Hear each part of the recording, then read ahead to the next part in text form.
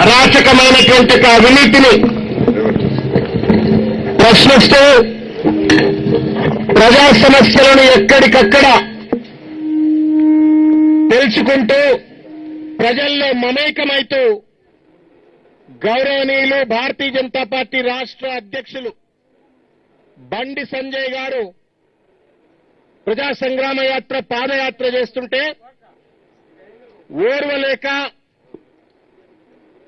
నిరాశతో నిస్పృహతో కేసీఆర్ కోటగోడలు బద్దలయ్యే కాలం దాపురించింది అనేటువంటి ఒక భావనతో ఇవాళ అక్కసుతో నిన్న శాంతియుతంగా పాదయాత్ర చేస్తున్నటువంటి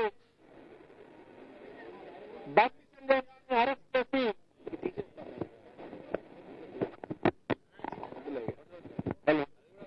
బండి సంజయ్ గారిని అరెస్ట్ చేసి ఇవాళ హౌస్ అరెస్ట్ చేసి కల్వకుంట్ల చంద్రశేఖరరావు గారు ఒక శాడిస్ట్ వ్యవహరిస్తా ఉన్నారు. దాన్ని తీవ్రంగా మనందరం ఖండించవలసిన అవసరం ఉంది.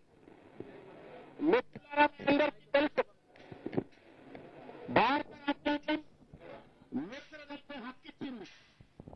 భారత రాజ్యాంగం ప్రజల సమస్యలు తెలుసుకునేటువంటి ఒక హక్కిచ్చింది. ఆ ప్రజల సమస్యల పరిష్కారం కోసం పోరాటం చేసేటువంటి ఒక హక్కు భారత రాజ్యాంగం కల్పించింది.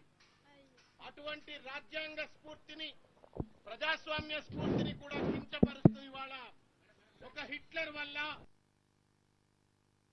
నిజాం లెక్క ఇవాళ కేసీఆర్ వ్యవహరిస్తూ దుర్మార్గమైనటువంటి ఒక వైఖరితో ఇవాళ ఒక అణచివేత ధోరణికి పాల్పడతా ఉన్నాడు. ఇవాళ ఈ అరెస్టు వెనక రెండు కుట్రలు. తెలంగాణ సమాజం అర్థం చేసుకోవాల్సినటువంటిది రెండు కుట్రలను అర్థం చేసుకోవాలా. ఒకటి, ఎక్కడికి వెళ్ళినప్పటికీ కూడా బండి సంజయ్ గారికి పెద్ద ఎత్తున ప్రజలు బ్రహ్మరథం పడతా ఉన్నారు. భారతీయ జనతా పార్టీని స్వాదరంగా ఆదరిస్తా ఉన్నారు. దానికి తోడు ప్రజా సమస్యలన్నీ కూడా ప్రస్ఫుటమవుతూ చర్చకు వస్తా ఉన్నాయి.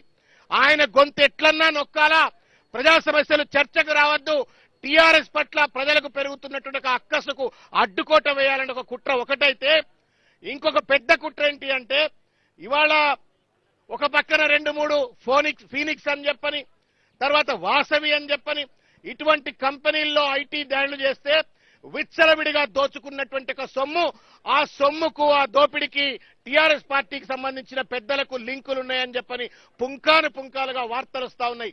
దాని పట్ల ఇవాళ ప్రజల్లో చర్చకు రావద్దని. రెండవది, కల్వకుంట్ల కవిత గారు, కేసీఆర్ ముద్దుల బిడ్డ అయినటువంటి ఒక కవిత గారు తెలంగాణ వ్యాప్తంగా పెద్ద ఎత్తున లిక్కర్ మాఫియాలో భాగస్వాములైన టీఆర్ఎస్ పార్టీ పెద్దలు ఆఖరికి దేశ రాజధాని అయినటువంటి ఢిల్లీలో కూడా లిక్కర్ మాఫియాలో పాల్పడ్డారు అని చెప్పని ఒక చర్చ ఇవాళ పేపర్లో వస్తున్నాయి, వార్తలు వస్తున్నాయి. ఈ రెండిటికి సంబంధించిన అంశాన్ని అటు ఒక పక్కన ప్రజా సమస్యలు చర్చకు రావద్దు, బండి సంజయ్ గారి గొంతు నొక్కినట్టయితే ఆయన పట్ల ఆదరణ తగ్గుతుంది. మరో పక్కన కల్వకుంట్ల కవిత చేసినటువంటి ఒక దుర్మార్గమైనటువంటి దేశ రాజధానిని కలుషితం చేసేటువంటి ఒక లిక్కర్ మాఫియాకు సంబంధించిన చర్చ కూడా ప్రజల్లోకి పోవద్దు అనే కుట్రతోటి ఇవాళ కాళ్లకు బొబ్బలొచ్చినా సరే నేను ప్రజలకు అండగుంటా అని చెప్పని తన రక్తాన్ని చెమటను ఖర్చు చేస్తూ పాదయాత్ర చేస్తున్నటువంటి ఒక బండి సంజయ్ గారిని అరెస్ట్ చేసి వాళ్ళ ఇంట్లో పెట్టి వాళ్ళ ఒక శాడిస్ట్ లెక్క కేసీఆర్ గారు వ్యవహరిస్తున్నారు.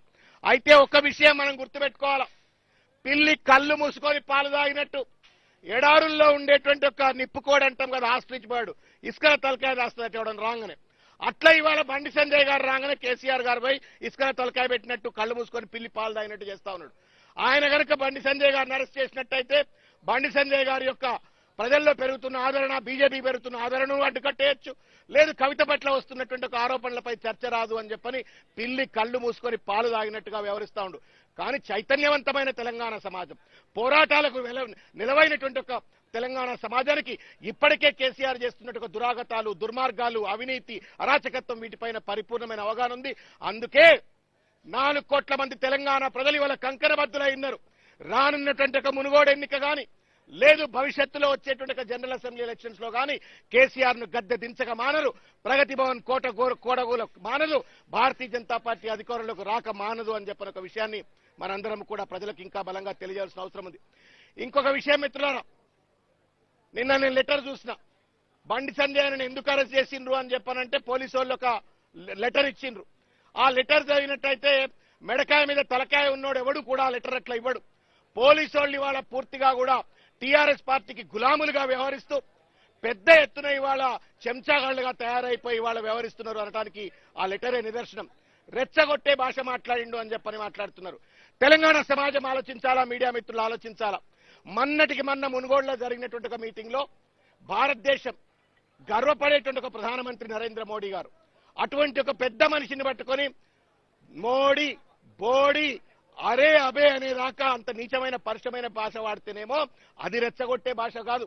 కానీ పేదోడి కడుపుల మంట తన గొంతు ద్వారా బండి సంజయ్ గారు ఆ బాధల గురించి మాట్లాడితేనేమో రెచ్చగొట్టిన భాషట, ఆయనపై దాడి చేస్తారట అని చెప్పని వాళ్ళ మాట్లాడే తీరు పోలీసులు దిగజారిందంటే ఈ రాష్ట్రంలో పోలీసులు తర్వాత తెలంగాణ రాష్ట్ర సమితికి సంబంధించిన పెద్దలు ఎట్లా కుమ్మక్కైనరు అనేటువంటిది స్పష్టంగా కనబడతా ఉంది.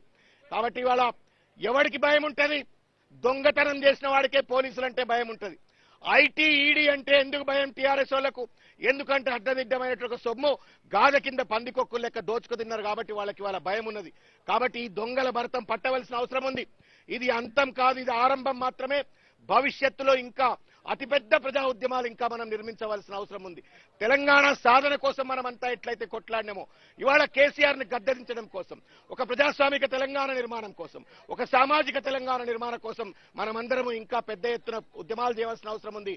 భారతీయ జనతా పార్టీని గద్దెలోకి తీసుకొచ్చి ప్రజలు కోరుకున్నటువంటి అమరవీరులు కలలు కన్నటువంటి ఒక తెలంగాణ నిర్మాణం కోసం మన అందరం కూడా పనిచేయాల్సిన అవసరం ఉందని చెప్పని తెలియజేస్తూ నాకు ఈ అవకాశం ఇచ్చిన ఒక పెద్దలకు హృదయపూర్వకంగా ధన్యవాదాలు తెలియజేస్తా ఉన్నాను.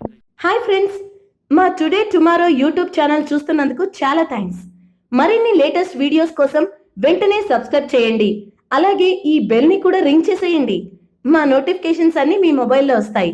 అలాగే మా వీడియోస్ మీకు నచ్చితే లైక్ చేయండి, షేర్ చేయండి, నచ్చకపోతే కామెంట్ చేయండి.